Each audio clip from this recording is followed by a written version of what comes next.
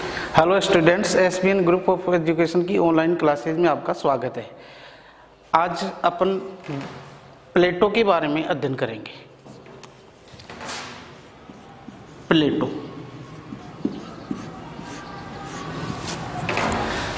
पाश्चात्य राजनीतिक दर्शन में, पाश्चात्य राजनीतिक चिंतन में प्लेटो का महत्वपूर्ण स्थान है। प्लेटो यूनानी एक प्रसिद्ध दार्शनिक था, सुकरात का शिष्य था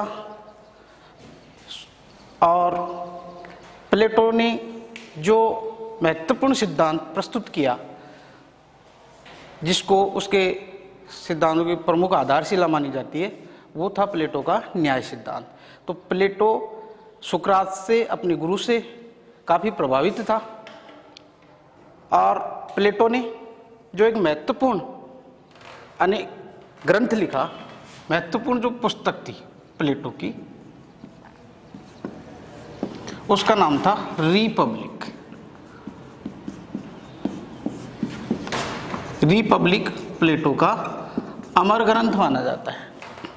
इसके अलावा प्लेटो ने और भी कई महत्वपूर्ण पुस्तक लिखी, जिनमें से रिपब्लिक के अलावा द स्टेट्समैन और द लॉज महत्वपूर्ण ग्रंथ माने जाते हैं।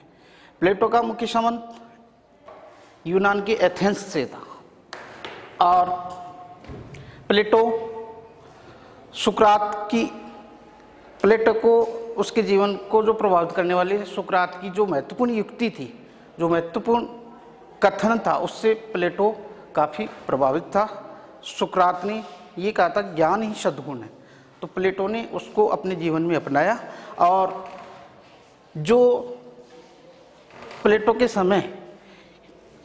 समय में जो उसने अपनी आंखों से जो तानाशाही राजाओं का जो शासन देखा, उसके विरुद्ध वहाँ पर आवाज़ उठाई और उसने एक समाज को उचित दिशा निर्देश देने के लिए, एक समाज का संतुलन बनाने के लिए न्याय सिद्धांत प्रस्तुत किया।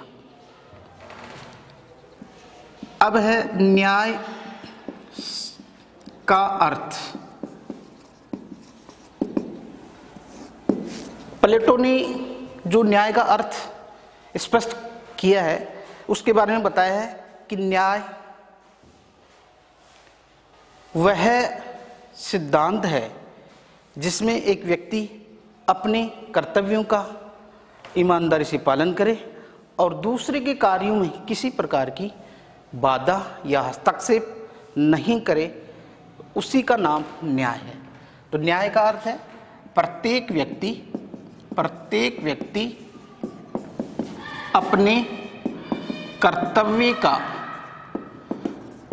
का पालन करे एवं दूसरों के कर्तव्यों में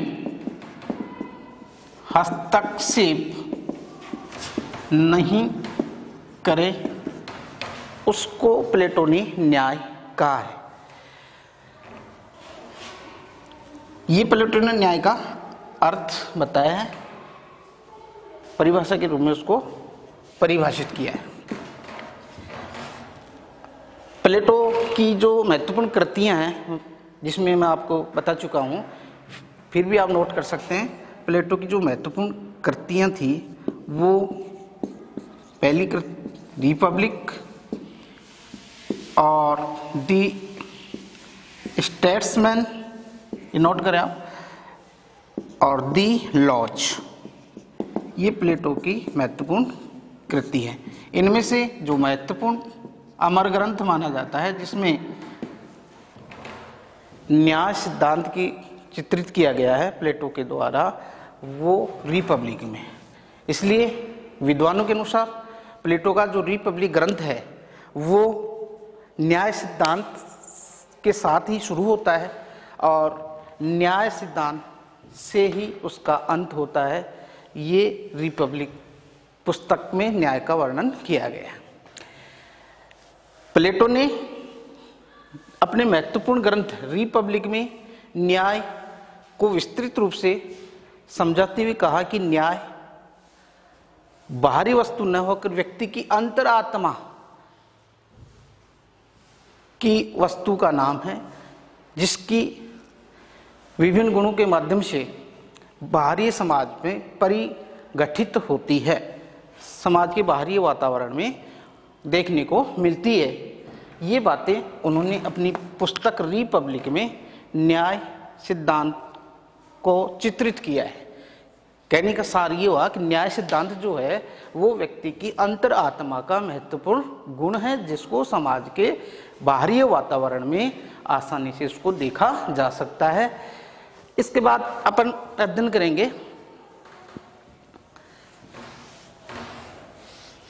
प्लेटो ने जो न्याय सिद्धांत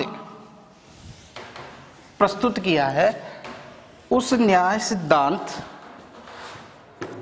के नाम कौन कौन से? न्याय के प्रमुख सिद्धांत।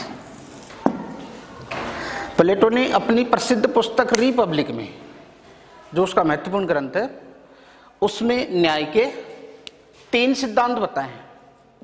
न्याय के 3 सिद्धांत प्रस्तुत किए गए हैं, जिनके क्रम से नाम परंपरावादी न्याय, दूसरा है उग्रवादी न्याय, तीसरा है यथार्थवादी न्याय। अर्थात प्लेटो ने न्याय की 3 अवधारणाएं प्रस्तुत की है, जिसमें परंपरावादी न्याय की अवधारणा, उग्रवादी या क्रांतिकारी न्याय की अवधारणा, तीसरी यथार्थवादी न्याय की अवधारणा। अब इसमें 1 बाय 1 एक पॉइंट जो है उसके बारे में अपन देखेंगे। परंपरावादी न्याय में प्लेटो ने क्या कहा है? परंपरावादी न्याय में प्लेटो ने ये कहा है कि परंपरावादी जो न्याय है, इस न्याय के समर्थक जो हैं मुख्य रूप से यूनानी महत्वपूर्ण जो दार्शनिक हुए हैं, उनमें से सिफालस का नाम आता है। महत्वपूर्ण विचारक जो इसके समर्थक, महत्वपूर्ण परंपरावादी न्याय का महत्वपूर्ण जो समर्थक है वो है सिफालस। ये नोट करेंगे आप इसका नाम, सिफालस। सिफालस ने क्या कहा है? सिफालस के अनुसार जो डेफिनेशन दी है, सत्य बोलना और दूसरे के ऋण को चुका देना ही न्याय है। ये बताने वाला दार्शनिक जो था वो सिफालस था। सिफालस ने ये कहा, सत्य बोलना, सच बोलना और दूसरे के ऋण को समय पर चुका देना, अर्थात उसका आदान ये एक्सचेंज कर देना, जो न्याय कहलाता है। फिर दूसरा विचारक है सिफालस के अलावा पॉलीमार्क्स के अनुसार न्याय व्यक्ति का वह गुण है, अर्थात न्याय वह गुण है या न्याय व्यक्ति को वह देने से है जो उसके हित में है, जो उसके लिए उपयोगी है, जो उसके लिए हितकारी है, वह उसको प्रदान किया जाता है। वो पॉलीमार्क्स के अनुसार क्या कहलाएगा? न्याय कहलाएगा। तो दोनों विचारकों ने महत्वपूर्ण बातें बताई हैं, ध्यान देंगे आप। सिफालस ने ये कहा है सत्य बोलना और दूसरों के ऋण को चुका देने का नाम न्याय है। पॉलीमार्क्स ये कहते हैं कि न्याय व्यक्ति का वह गुण है, वह कार्य है, जो वह कार्य प्रदान करना है जो उसके हित में होता है, वो कहलाता है न्याय। न्याय का दूसरा जो सिद्धांत है वो है उग्रवादी न्याय। उग्रवादी न्याय के अंदर ये बताया गया है कि इसका महत्वपूर्ण जो समर्थक है उसका नाम नोट करेंगे आप,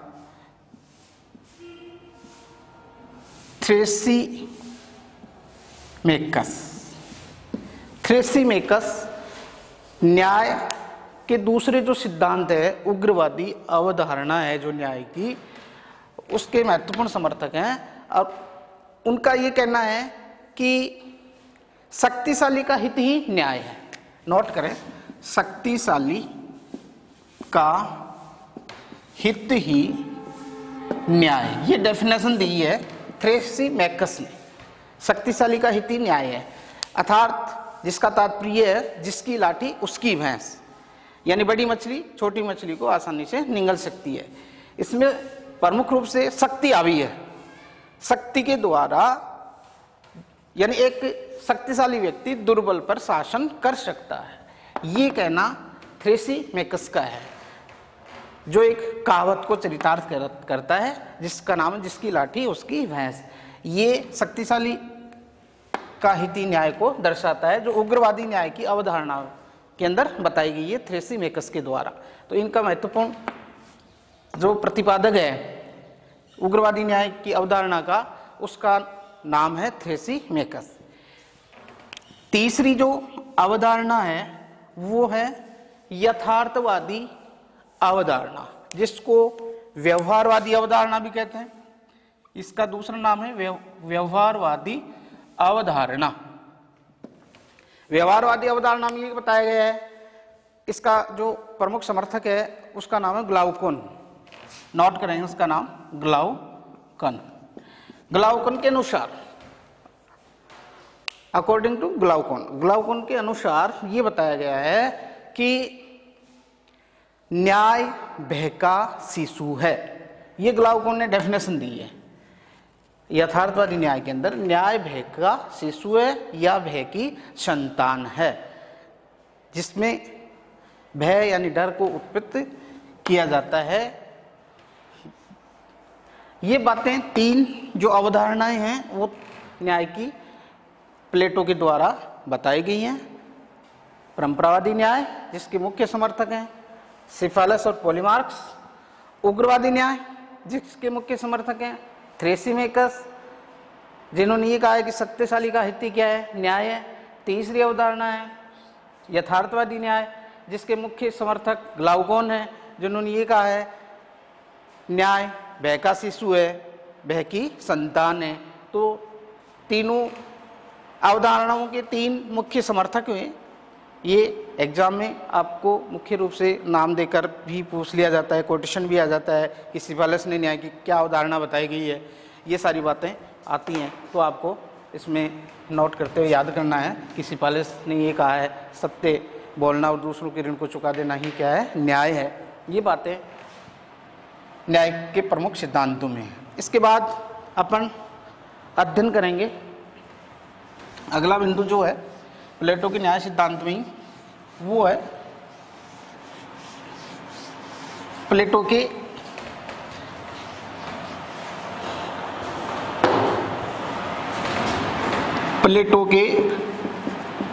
न्याय सिद्धांत के प्रमुख तत्व। प्लेटो के न्याय सिद्धांत के प्रमुख तत्व, तो ध्यान दीजिए, प्लेटो ने न्याय सिद्धांत के प्रमुख जो तत्व हैं, प्रमुख तत्व या जो गुण हैं, जिसको आप गुण भी कह सकते हैं, वो कौन कौन से बताए हैं। प्लेटो ने न्याय सिद्धांत के तीन गुण बताए हैं, तीन तत्व बताए हैं, जिसमें पहला तत्व का नाम है विवेक, दूसरे का नाम है साहस, तीसरे का नाम है तृष्णा या क्षुधा। ये तीन तत्व प्लेटो ने न्याय सिद्धांत में बताए गए। पहला तत्व जो मानव में पाया जाता है वो प्लेटो के अनुसार ये कहता है विवेक। मनुष्य में बुद्धि या विवेक होता है, बुद्धि या विवेक होता है, और दूसरा उसमें साहस होता है, तीसरा तृष्णा होती है। विवेक नियंत्रण, जो मानव के ऊपर नियंत्रण जिसके द्वारा किया जाता है वो विवेक के द्वारा। विवेक नियंत्रण का नेतृत्व करता है, ये कहता है प्लेटो। और साहस रक्षा संबंधी कार्य करता है, रक्षा संबंधी कार्य करता है साहस। और तृष्णा उत्पादन संबंधी कार्य करता है, उत्पादन संबंधी कार्य करते हैं। तो इस प्रकार प्लेटो ने न्याय सिद्धांत के अंदर मानव में भी, न्याय सिद्धांत को प्रकट करते हुए उसने मानव में भी ये तीन ही गुण माने हैं, बुद्धि और साहस और तृष्णा। तो इसी प्रकार इनकी अभिव्यक्ति होती है कि मनुष्य के ऊपर नियंत्रण बुद्धि का होता है, विवेक का होता है, और उसमें शौर्य होता है, साहस पाया जाता है, बहादुरी का गुण होता है, शौर्य होता है जिससे वो अपने दूसरों से अपनी रक्षा करता है, और तृष्णा उसमें काम करने की जो गुण होता है, वो इच्छा होती है, विल पावर जो होता है वो तृष्णा या क्षुधा कहलाता है, जिसके द्वारा वो प्रोडक्ट करता है, उत्पादन संबंधी कार्यों को पूर्ण करता है, ये कार्य होते हैं। इस प्रकार फिर प्लेटो ने कहा कि इसी गुणों के आधार पर, इन्हीं गुणों के आधार पर समाज में तीन वर्ग की रचना होती है। यह भी महत्वपूर्ण आपके लिए, तीन गुण नोट करेंगे, महत्वपूर्ण बताए गए हैं, विवेक, साहस और तृष्णा, जो आपको एग्जाम में पूछे भी जा सकते। और इन्हीं के आधार पर प्लेटो ने तीन वर्गों के नाम बताए। प्लेटो ने ये कहा कि जिस व्यक्ति में विवेक होगा, बुद्धि होगी, वो दूसरों पर शासन करेगा, दार्शनिक वर्ग कहलाएगा। तो प्लेटो ने विवेक वाले व्यक्ति को दार्शनिक नाम दिया है, दार्शनिक। तो कहने का तात्पर्य अपन क्या समझेंगे, विवेक का स्वामी क्या होगा, दार्शनिक कहलाएगा। और दूसरा साहस, या इसका दूसरा नाम क्या है, शौर्य। जिस व्यक्ति में साहस का गुण होगा, शौर्य का गुण होगा, अर्थात वो व्यक्ति जो कहलाएगा, जो वर्ग बनेगा समाज का, वो होगा सैनिक वर्ग, वो होगा सैनिक वर्ग। और तीसरा जो वर्ग होगा वो जिसमें तृष्णा होगी, तो वो कहलाएगा उत्पादक वर्ग, उत्पादक वर्ग। इस प्रकार अपन यूँ समझेंगे कि तीन गुणों के आधार पर समाज में तीन वर्गों की क्या होती है, रचना होती है। पहला दार्शनिक वर्ग, दूसरा सैनिक वर्ग, और तीसरा है उत्पादक वर्ग। तो कहने का मतलब ये हुआ, जिस व्यक्ति में बुद्धि या विवेक होगी वो दार्शनिक कहलाएगा, जिसमें साहस शौर्य का गुण होगा वो सैनिक होगा। तो सैनिकों के अंदर जिसके आधार पर वो जनता की रक्षा करते हैं, तो वो कौन सा गुण होता है, उनमें साहस होता है, बहादुरी होती है, बहादुरी का गुण होते हैं। और उत्पादक वर्ग जिसमें तृष्णा और इच्छा का गुण पाया जाता है, वो उत्पादक वर्ग होता है। ये तीनों वर्ग अपना अपना कार्य करते हैं। तो प्लेटो ने इन्हीं वर्गों को इस रूप में इंकित किया है कि ये तीनों वर्ग अलग अलग रहते हुए प्रत्येक वर्ग अपना अपना कार्य करे। दार्शनिक वर्ग अपना कार्य करे नियंत्रण का, सैनिक वर्ग रक्षा संबंधी कार्य करे, जिसको जिस वर्ग को जो काम दिया गया है वो ही कार्य करे। तीसरा उत्पादक वर्ग अपना कार्य करे। तो तीनों वर्ग अपना अपना कार्य करें, दूसरे के कार्य में किसी प्रकार का इंटरफेयर या बाधा या दखल या हस्तक्षेप उत्पन्न नहीं करें, तो ही वो क्या कहलाएगा, न्याय कहलाएगा। तो कहने का मतलब एक समाज के अंदर ऐसा तालमेल, ऐसा सामंजस्य, कोऑर्डिनेशन होना चाहिए जिसके आधार पर सभी वर्गों को एक साथ रखते हुए एक समायोजित न्याय सिद्धांत की रचना हो सके। ये प्लेटो का सपना था, प्लेटो की जो कल्पना थी, क्योंकि प्लेटो आदर्शवादी विचारक था, काल्पनिक विचारक था, और उसने ऐसे ही एक आदर्श राज्य की स्थापना की। राज्य में के अंतर्गत, समाज के अंतर्गत ये तीनों वर्ग अलग अलग रहते हुए जब किसी के कार्य में कोई दखल नहीं देंगे, कोई बाधा नहीं पहुंचाएंगे, अपना अपना कार्य करेंगे, अपने कर्तव्यों का पालन करेंगे। ये तीनों की ड्यूटी कर्तव्य दे दी गए, तो ये अलग अलग रहते हुए अपने कर्तव्यों को पूरा करेंगे, किसी के मार्ग में बाधा नहीं करेंगे, तो ही वो एक न्याय समाज में स्थापित हो पाएगा। ये प्लेटो का मानना था, प्लेटो का कहना था। तो आप ध्यान रखेंगे, तीन वर्ग बताए गए, विवेक, साहस, तृष्णा। ये तीनों वर्ग के आधार पर, तीनों गुणों के आधार पर दार्शनिक वर्ग, सैनिक वर्ग और उत्पादक वर्ग बन गया इसके अंदर।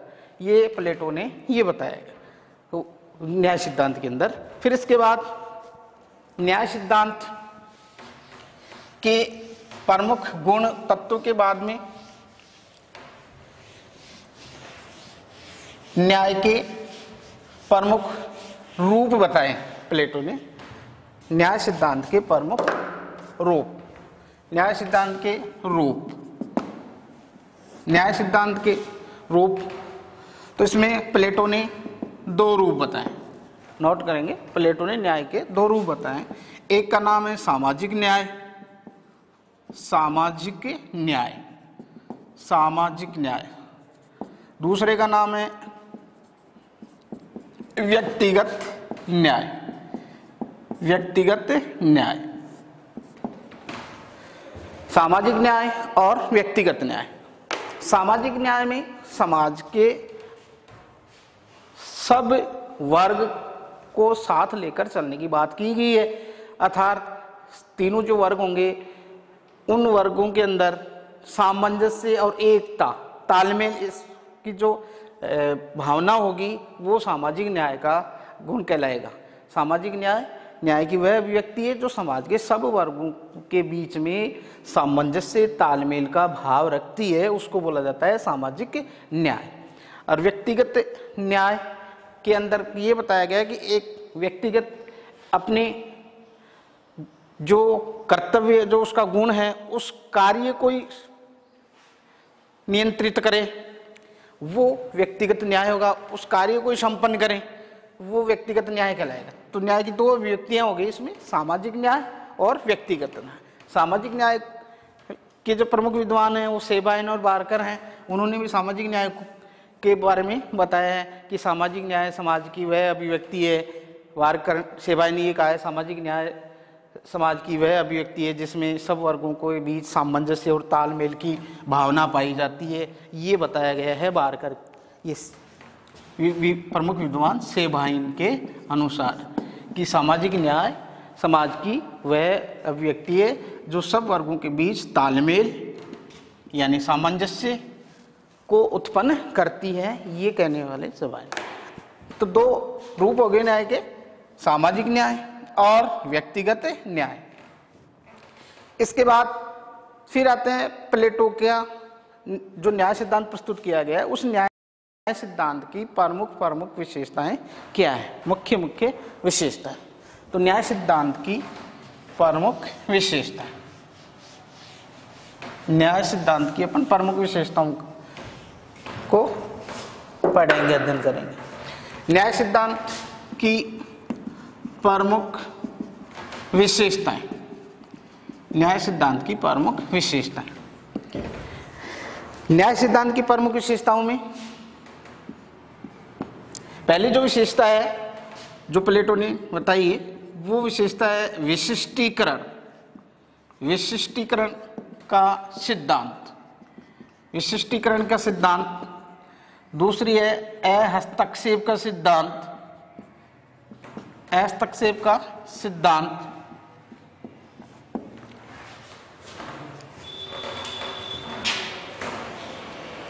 हस्तक्षेप का सिद्धांत।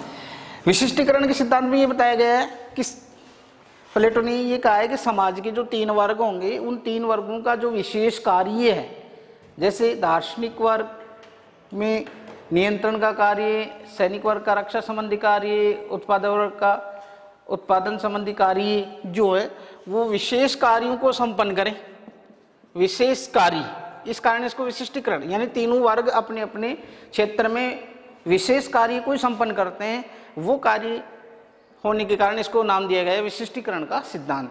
अपने अपने क्षेत्र में स्पेसिफाई हैं, इस कारण इसको बोला जाता है विशिष्टीकरण का सिद्धांत। दार्शनिक वर्ग और सैनिक वर्ग और उत्पादक वर्ग, तीनों वर्ग अपने अपने विशेष कार्य को संपन्न करने के कारण इसको विशिष्टीकरण बोला जाता है। फिर है हस्तक्षेप का सिद्धांत। प्लेटो ने कहा है कि तीनों वर्ग हैं वो हस्तक्षेप नहीं करेंगे। हस्तक्षेप यानी दूसरे वर्ग के कार्यों में रुकावट या बाधा नहीं उत्पन्न करेंगे। ये कहलाता है हस्तक्षेप का सिद्धांत। तीनों वर्ग किसी के कार्य में दखल अंदाजी नहीं करेंगे, अपनी तानाशाही नहीं करेंगे, उसको बाधित नहीं करेंगे, रुकावट नहीं डालेंगे, तो वो कहलाएगा हस्तक्षेप का सिद्धांत। अलग अलग रहते हुए कार्य इस प्रकार करेंगे कि किसी के कार्य क्षेत्र में कोई बाधा महसूस नहीं हो, उसको कहलाता है हस्तक्षेप का सिद्धांत। फिर है एकता व सामंजस्य का सिद्धांत।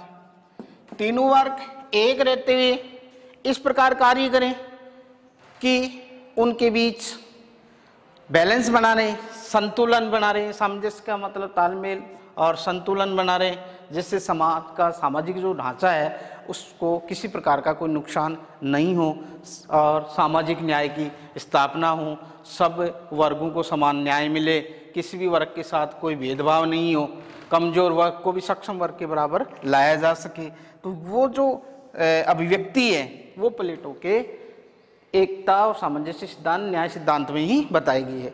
संतुलन सिद्धांत भी बोला जाता है इसको। संतुलन की प्रक्रिया को अपनाएंगे, ये कहा है प्लेटो ने, बैलेंस प्रक्रिया को। फिर है महिलाओं को यानी स्त्रियों को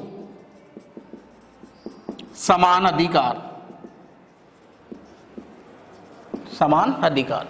प्लेटो का ये कहना है कि समाज में न्याय की संरचना तभी स्थापित हो पाएगी जब महिलाओं को पुरुषों के समान दर्जा दिया जाएगा, महिलाओं को पुरुषों के बराबर अधिकार दिए जाएंगे, तभी समाज में न्याय की स्थापना करना संभव है, अन्यथा नहीं। तो इसलिए प्लेटो के दर्शन से हम ये मालूम करते हैं कि प्लेटो वह दार्शनिक था जिसने सर्वप्रथम महिलाओं को, स्त्रियों को पुरुषों के बराबर समान अधिकार देने की बात कही गई है कि स्त्री और पुरुष में किसी प्रकार का कोई भेदभाव नहीं होना चाहिए, पुरुष के बराबर ही उसको अधिकार दिया जाना चाहिए। ये बातें जो हैं वो महिलाओं और यानी स्त्रियों को समान अधिकार देने की बात प्लेटो के न्याय सिद्धांत को प्रकट करती है। प्लेटो का जो न्याय सिद्धांत है उसमें मुख्य और भी जो विशेषताएं हैं उनके अंदर हमने जो बारिश 1 by 1 पढ़ी है। विशिष्टीकरण का सिद्धांत, हस्तक्षेप का सिद्धांत, एकता का सिद्धांत, महिलाओं का समान अधिकार और किसी भी प्रकार का और कोई इसमें बाधा, कोई रुकावट नहीं डालने की जो बातें हैं वो इन्हीं सिद्धांतों में बताई गई है। फिर प्लेटो का जो मुख्य जो थ्योरी इसके सिद्धांतों के अंतर्गत जो बताई गई है वो एकता और सिद्धांत वाली जो बात है वो सामंजस्य को अपनाती है और संतुलन प्रक्रिया समाज में स्थापित करेगी। और इसी के आधार पर प्लेटो ने न्याय सिद्धांत की वो विशेषता के आधार पर फिर उसको कई रूपों में मानते हुए प्लेटो ने एक तरह से उसको चरितार्थ किया है। और फिर प्लेटो के द्वारा जो दी गई संरचनाएं हैं वो न्याय सिद्धांत के अंदर देखी गई और इसके आधार पर आगे जाकर प्लेटो के जो न्याय सिद्धांत के आधार पर एक नींव बनी जिसका नाम था आदर्श राज्य। ये प्लेटो का एक महत्वपूर्ण राज्य था। तो आदर्श राज्य में प्लेटो ने वही बातें की गई हैं जिसमें दार्शनिक और सैनिक और उत्पादक वर्ग को इंगित किया गया था। ये एक ऐसा संतुलन बनाया गया था जिसमें प्लेटो ने ये कहा कि राज्य की बागडोर, यानी इसके अंदर बताई गई है राज्य की बागडोर। राज्य की बागडोर उस व्यक्ति के हाथ में होनी चाहिए जो बुद्धि रखता हो, विवेक रखता हो, विवेक का स्वामी हो बुद्धि का। उस व्यक्ति को शासन की सत्ता हाथ में सौंपनी चाहिए। विवेकहीन व्यक्ति को सत्ता नहीं देनी चाहिए। इसका समर्थक प्लेटो था। तो प्लेटो ने आदर्श राज्य भी न्याय की प्रक्रिया के आधार पर ही स्थापित किया है।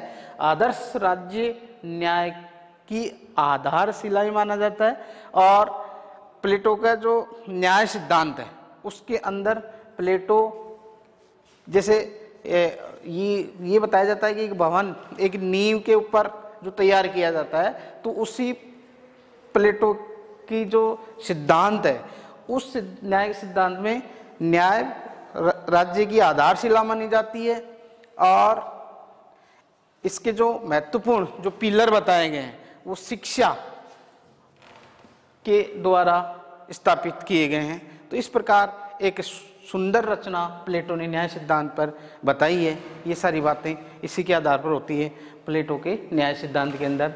तो फिर आपको समृद्ध रूप में सबसे महत्वपूर्ण बात ये ध्यान में रखते हुए रिपीट कर रहा है कि प्लेटो यूनान का एक प्रसिद्ध दार्शनिक था और सुकरात का प्रमुख शिष्य था, मित्र था और उसका प्रशंसक था, और जिसका संबंध एथेंस से था, तथा जिसने एक महत्वपूर्ण ग्रंथ लिखा जिसका नाम था रिपब्लिक।